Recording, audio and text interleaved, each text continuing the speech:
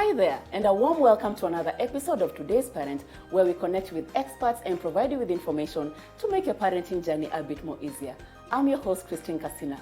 In today's episode, we are talking about raising teenagers, and in studio we have a family therapist who's also a marriage therapist who runs a platform called Intentional Parenting for a Better Life. Her name is Roslyn Keegan, and she's the founder of this beautiful platform. Roslyn, welcome to the show.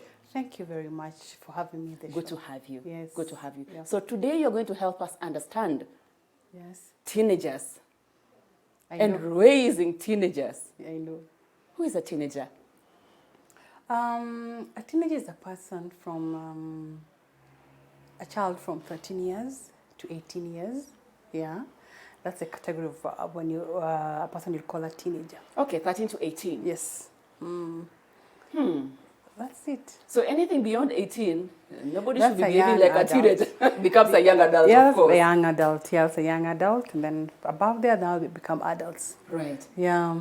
What inspired you, by the way, to start your platform, Intentional Parenting for a Better Life? I love the word intentional. Intentional, yeah. Parents need to be intentional.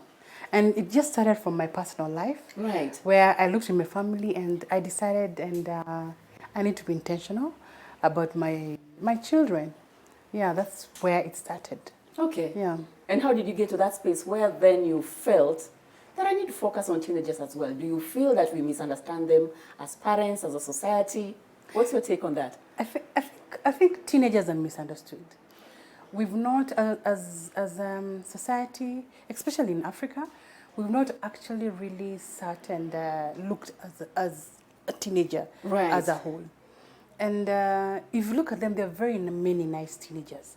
So what happens is the small bit that a teenager does, the small bit that negative bit Is what we is capitalize what on. is capitalized on, and it's expounded. And we give them a blanket face of teenagers are bad. Yeah. Teenagers are not good. Yeah. But what makes them special? What makes teenagers different? And why are we then, putting them aside and handling them like a special group of people? Let me tell you, when your child hits 13, and some of these things may start at 12. Right. The hormones are changing. Yeah, there's so much happening in the child's life. There's identity issues. Yeah, the boys break the voices, the girls the breast, the menses. They start noticing each other. So there's a lot happening in the teenagers' life. Yeah. Yeah, and for them, and even parents are also not prepared of what is happening in their child's life. So in their mind, you're still looking at your teenager as a small 10-year-old boy or a small 10-year-old girl you used to see. You mentioned that as a society, as a family, as many families, we don't understand them. Yeah. And we are possibly making a lot of mistakes as we are raising them. Yeah. What are the common mistakes that we are making as parents as we are raising these teenagers? We want to raise our children the way we were raised. Raising them the way we were raised. Yeah, and today's society, you can't do that. We want to raise our children and maybe with an entitlement. Because I didn't have this, let me give them this. Because I walk to school, yeah. They must have the best of everything. Yeah, they must have the best of everything. So you see now you're raising a child full of entitlement. Because you are trying to cover a void in your heart as a parent. So you push it to your child. And for that, you're just causing issues and causing challenges for this teenager who's growing to discover themselves. Parents need to give teenagers space. Yeah. Okay. They need to understand this child is growing and finding identity. So you need to work with them, with this child wherever they are at that space. Right. Yeah. So this business, this craze of a teenager, why you wait until your child is a teenager? That is not your portion. Yeah. If you have a deep relationship with this teenager and you've been working and understanding who they are, that should not happen. Because we have teenagers who are okay. We have teenagers who are doing very well. Okay. Yeah, both in school and in social life and everything, and they'll also listen to their parents. So why is it one or two of them are rebelling? So you're saying the one mistake we are making is we are in their space, we are in their face a lot as parents of today. Yes, we need, there's a great line. You need to give your child some space to be who they are.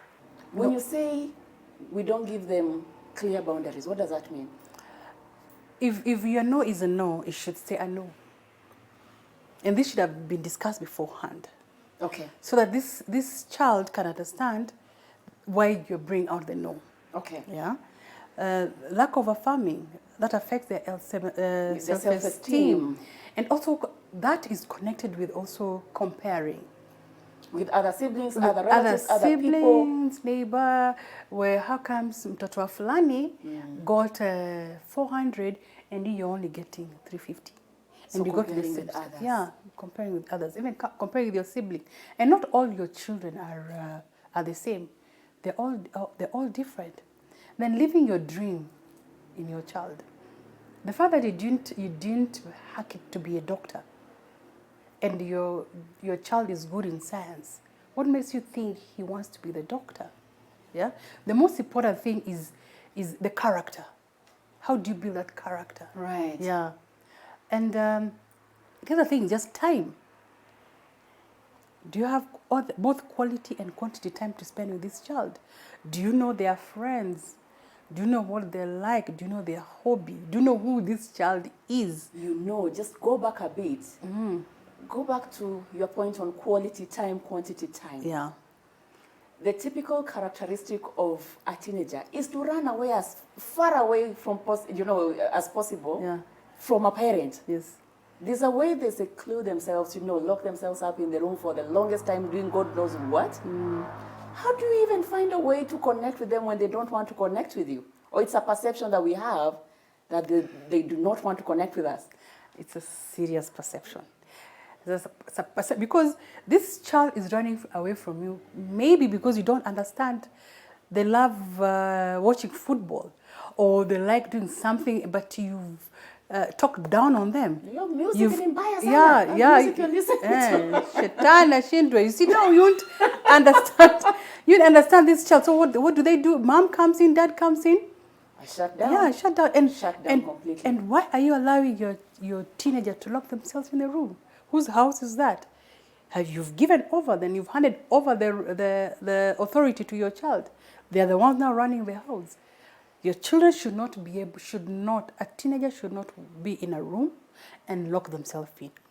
In fact, you have the authority of removing that door. Yeah, in my house there's a knock door. We don't close our doors. It's everything. I walk in and walk out anytime I want. So what rules are you giving these children? Right. Yeah, and that when you say the time and quality and quantity time, are you spending really time? Even when they're running away, go to them, go to their level, open that door, and just sit and listen to what they're going. Listen to the music they're listening to. Understand the lyrics. And familiarize yourself with all these new artists if you can, and find a way you can have a conversation. Yeah. You might not be able to reach that level of social media but try and go to them and understand what they're going through. Yeah. At what point do we need to, what is a good time, as a therapist with your experience, what is a good age to buy for your child a phone? And when they have that phone, especially for a teenager, do you limit their social media hours, or once it's their phone, it's their property, they do whatever, however? Oh, that is in fact, I'm doing my thesis on social media and phones. There's never a good time to give a phone to a child.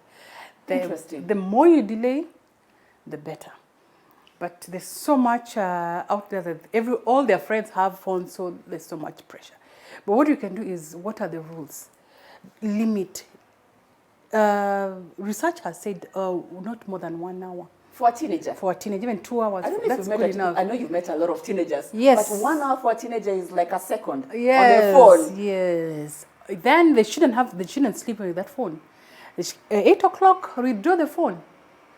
Because what happens is when a child sleeps with a phone or watches TV or PlayStations the whole night, their brain is still working even in the morning. Right. So they'll have limited sleep. So when they go to school, they're tired. That's true. There's nothing they can do. That's and true. everything they remember is what they watched.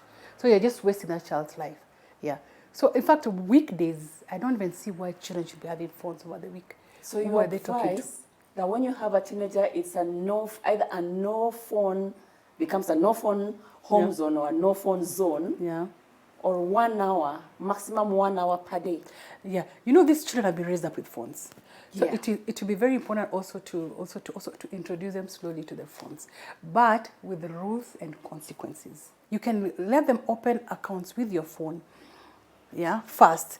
Then there maybe you can now slowly teach them how to use their phone, and you can also see what they are posting and what they are not posting also. Yeah, let them use your phone. They have to. Right. I hear you loud and clear. Peer pressure and raising teenagers. I know it's a real challenge. How can parents, even before dealing with that, because we'll do that later, just peer pressure in raising teenagers. How does that look like? Peer pressure.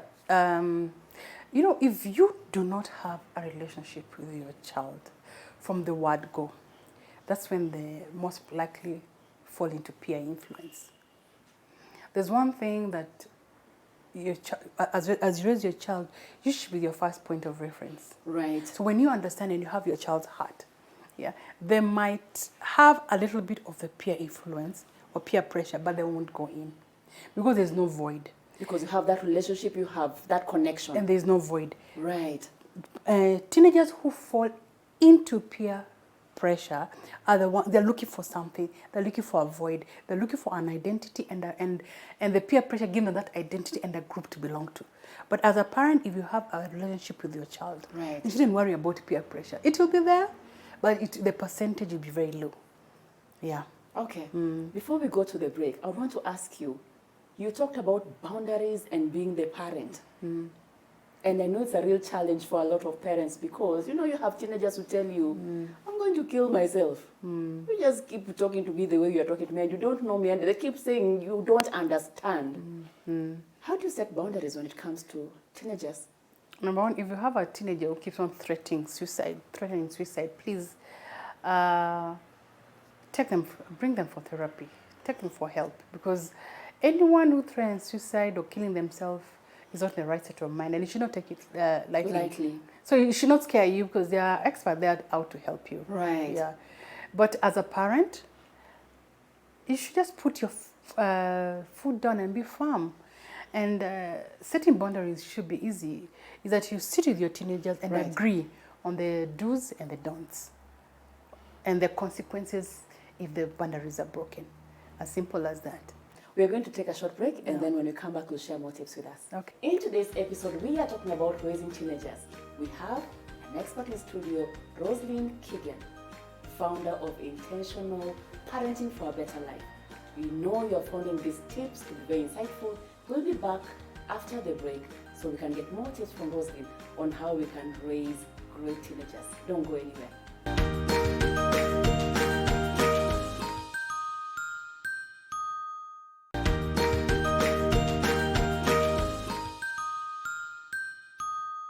Welcome back from the break. In today's episode, we are talking about raising teenagers. And in studio, we have our expert, Rosalind Keegan, who's going to share with us more when it comes to raising teenagers. Rosalind, yes, there's a question that has come in from John. And John's question is, how will I protect this teenager of mine from drugs and alcohol, that peer pressure? It's not easy nowadays to actually really protect, because the world is out there and these drugs are everywhere, in every corner. So you can't say, I'll take them to this school. They won't have Be with them all the time? Drugs are, be with them all the time, drugs are everywhere. What he needs to do as a parent, or parents need to do is model the right character to this child. So this child can be able to say no when it comes to drugs. At the end of the day, it's about life skills. Okay. The teenagers need to say no to drugs. And what happens is most teenagers who go into drug, there's something they're lacking, there's a void they're lacking. And they go in because they want to be affirmed by maybe the group they're joining. Right. So when you look through in fact, the teenagers that we've counseled and gone through our clinic, there's something going on at home. Right. Yeah, there's something going on at home that is not right. So the child is looking for something out there. Yeah. So it's about just raising a child who has understand who they are and they have the confidence and the self-esteem in them, so they can go and say no to drugs. Right. Yeah. I'm sure that will help John and a lot of I parents. pray so. Yeah. Drugs is a whole topic by itself. Yeah. Okay, but let's just go, something you've touched on, when you talk about modeling good behavior as a parent, when you're raising your teenager, what do you mean? Oh, it's very important because they're no longer children. They see what you do. You can't tell me not to lie as a teenager and you're lying. You can't tell me not to make noise or to respect my elders and auntie in the house, you're shouting and disrespecting. Yeah. You can't tell me to respect my teachers and when you reach home, you're talking badly about your boss or you're talking badly about when the political figures in Kenya. They will not respect. And using all sorts of vulgar words. You can't tell me you not drive fast the day you start driving at the age of 18, and when you're behind that wheel, you drive fast and you break the rules. They'll see. Even as a mother for girls, you can't tell me do not dress up short clothes or, high, low, Yeah. And you as a mother, that's what you're dressing. And the fathers of boys, you cannot tell me respect your mother. And when we go out there with you, you're looking at other women so how do you expect this teenager to grow when he's seeing you not being a role model? Right. Yeah. Okay. Overprotectiveness. Yeah. I know a lot of teenagers, if they're to speak for themselves, they will say a lot of parents are overprotective. If you could break it down for us, what does it mean to be an overprotective parent, more so for a teenager? In fact, or to a teenager, actually. In fact, when they come for therapy, most of them say they suffocate. My parents are suffocating me. And I understand parents, yeah? Because there's a lot of fear of it. You don't know. The world, there is so much. Yeah. And you're protecting these child for them for not being hurt. But see, when you're protecting this child so much, you're also messing them up. In what way? They won't learn life skills because you're doing everything for them. Yeah, you don't want them to go play with the other children. So how will they make friends in their outworld? How will they know what is wrong and what is right? How will they know how to make decisions? Yeah. How will they know how to negotiate themselves out of life? So it's very important for parents also to give their children, their teenagers, some breathing space. You know what? I always tell parents it's nice and encourage your child to make mistakes when they're in that house. Let them be themselves when they're at home, so that you get that opportunity to now model and teach the right mistake, teachable moments. Because I'm trying to imagine first year in campus, when they hit campus and you've overprotected them, and now they have freedom. That's so what it's like a kid in a candy Oh shop. yeah. Oh yeah. You will indulge Yes. in all sorts of manners. Yes. Now they have freedom. Everything is there. The boys are there. The girls are there. There's The drugs alcohol. is there, alcohol is there, the club is there. Yeah. There's no one. Mommy and daddy is nowhere. Yeah. And you can say my child will be a day scholar. Will go to university and come back. Does it help, by the way? It doesn't help because there are trips. And Campus has they trips. come up with those. Yeah, the campus has trips. 1 week they have gone. Yeah, they've gone to Mombasa 1 week. You see, and campus is not like when they were in high school where teachers were there, so you boys separated. You're on your own. You're on your own, yeah. So let your child be. Let the child model themselves. Like this flower. Let your child flower up in front of you when they're in your house. Right. So by the time you release them to the world, you're now on your knees and you're praying to God. You know what? I did my part. Yeah. Now it's there in the world. Now God, do your part. Right. Yeah. So let's go into the meat of the matter now. Mm-hmm. Your tips, point by point, and very strongly share with our parents. How can we raise awesome teenagers who are respectful. I don't know, by the way, what typical teenager we are looking at building, but I'm sure a lot of parents will be looking to have a respectful teenager, a hardworking teenager, a pleasant teenager. And even when they break the rules, I don't know if they come and and fess up, but how can we raise basically awesome teenagers?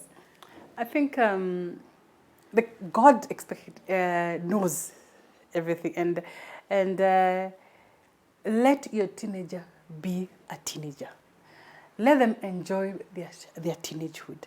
Yeah. The best way to instill or raise a teenager who will make you happy, and make you proud, and make you proud proud, of themselves as well. and be proud of themselves.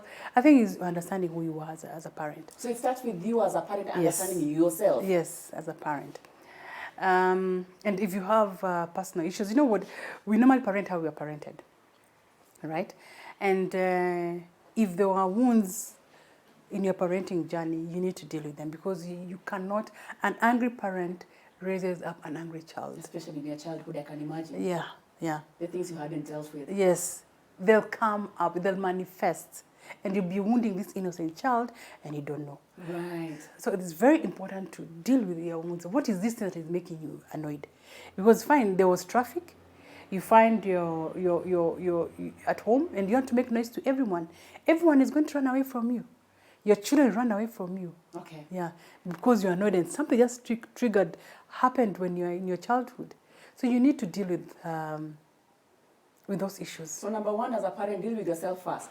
Deal with yourself first, all right? Deal with them. Number two is affirm. Keep on affirming. Affirm your teenager. Affirm. What does it mean to affirm? Affirm your teenager is speak into their life. Speak into their life. Tell them how great they are. And if your child is, not all children are A students. Yeah. There's some who are, even when they get a C, they've actually tried. And if you're a parent and you're a kid and you realize it, you can pick it up. If a child even gives you, who was 50% and is giving you 55 or 52, you need to clap and praise. Yeah. Just affirm them. Number two, create a community around them. Have a community of people who will help you parent them. People you trust, people who have the same values as you. Like other parents? Other parents, Or even other help you choose, uncles who are older, people who not all teenagers will tell you things that are going through. But if there's somebody around them who's slightly more or less at their age, you can tell them, you can tell their uncle, this has happened, please. You can even sponsor a date. I'll buy you ice cream, give the uncle ice cream, take your son out, find out what is happening to them. So you're creating a community around this child, because you can't raise your child alone. That is very important. The other thing I can say is understand who your child is. Understand your child's temperament, who they are, what they like, yeah, and also get to know their friends. In fact, invite their friends. Be the place to be for their friends. So when I see your friends, I see how you operate around your friends. I'll know the kind of person you are. So let their friends want to come to your place. Open your house for your friends, and be there. Be there for them. You know, it's not always that you should call your child to you. It's also important to go to the teenager. Sit down and find out how are you, how is school. Do not just have a conversation and they've done something wrong. Yeah. It should be a constant conversation. It should be you should open up all this conversation to your teenager. The other thing is get involved in what they like. Yeah? Before you even go to getting involved in what they like, what style of communication, of course bearing in mind that they have different teenagers, have different personalities, is there a way you can advise parents on how they can communicate, just on communication, communicating better with their teens? Oh yes. Boys, number one. What works best for boys? And especially for mothers, single mothers who have boys, right, or a father who's absent. Boys cannot sit like they will start and do conversations. You cannot take a boy out and having coffee, let's talk. No. Boys need to do activities, mountain climbing, take a walk, play football. What do they like? PlayStation. So I know some mothers who actually watch football. They don't like it, but they'll sit and watch football with their son. You know, in that conversation, when you're talking about a player, you bring in a question. Yeah, and you know, men don't sit face to face. For a girl, you find out what also they like. For a girl, it's easy. Find out what she likes. There's window shopping. You know, there's that therapy of you can just go for window shopping and try on clothes and you're not buying them. Yeah, try on shoes. And then in that kind of relaxed atmosphere, ask them so many questions, and they'll tell you a lot. So find out what this teenager, and please do not wait for them to be, for you to get annoyed with them. Let it be a culture where, you know what, every other Saturday, I'm going with you to the shop. So that's another tip you can share, in fact, which you're building into spending time and knowing what they like. Yes, you know, finding ways to spend quality time with them. Yeah, that is very important, and they'll really appreciate. Okay. Then also let them know you're interested in them. Even when you go to school, do not look at the negatives, because typically for us is you want to say, did my child get an A, or has he failed, and then you start making it. For me personally, when I go to my children's school, the first thing, I don't even look at the marks. The first thing I ask is the character. Interesting. Has my child, that's what you start. Find out what they are, because good character will bring in good results. It's automatic. Yeah, good character will bring in good results. Do you have specific forums where you bring together parents of teenagers? Yeah, we do parents of teenagers. We also have children, also teenagers coming in. Interesting. Yeah, and in fact, even this time it's still cooking, but we're also doing an event for teenagers to come in, because it's holiday time now. We need to keep them busy. That's true. That's true. So there's a lot that we do. Okay. Yeah, and they're very welcome. Yeah. Keep up the good work. Thank you so much and for having me. Very nice to have hosted you today. Thank you so much. Right. I hope they've learned. I'm sure they have. Yeah. And with that, we come to the end of today's episode of Today's Parent, where we were talking about raising teenagers. I am sure the tips that Roslyn Keegan has shared will be of use to you, especially if you're raising a teenager. If you're looking for information when it comes to parenting and parenting teenagers, you can head on and find a way to connect with her. She has shared her platform, and we are going to share as well at the bottom of your screen. My name has been Christine Kasina, and we have been in studio at Little Cribs, the home of fun, exciting, and durable kids furniture. Parenting resources, you can find them on www.supermamas.co.ke, and it's been a pleasure to have you. We look forward to having you next time.